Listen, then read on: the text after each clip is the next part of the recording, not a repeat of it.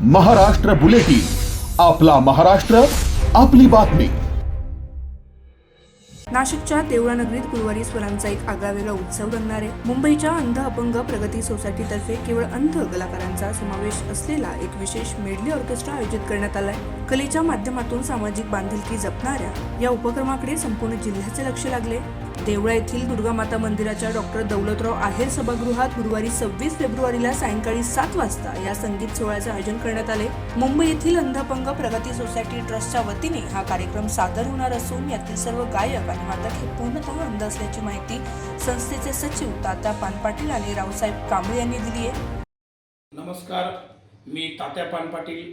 आपल्या देवळा शहरामध्ये 26 तारखेला अंध कलाकारांचा चेतना मेलोडी ऑर्केस्ट्रा 7 वाजता दुर्गा माता मंदिराजवळ होणार आहे।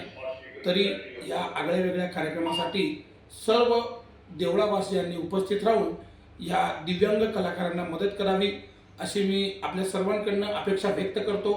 या कार्यक्रमासाठी सुराणा पतसंस्था देवळा, रोटरी क्लब देवळा, तसेच तहसीलदार देवळा, त्यानंतर आमचे प्रितेश जी ठक्कर देवळा, त्यानंतर आमचे योगेश पाटील आदी सर्वांचं मोलाचं योगदान असून आपणही या आगळ्या वेगळ्या कार्यक्रमाला उपस्थित राहून हा कार्यक्रम यशस्वी करावा अशी मी तात्या पानपाटील आपल्या सर्व देवळा शहरवासियांना विनंती करतो। धन्यवाद। या उपक्रमाला Deola tahsildar doctor Ramanlal Surana, Deola Rotary Club, Karmaveer Ramraoji Aher महाविद्यालय, तसेच सामाजिक कार्यकर्ते योगेश पाटील, अरुण पवार आणि प्रितेश ठक्कर यांचे विशेष सहकार्य लाभले।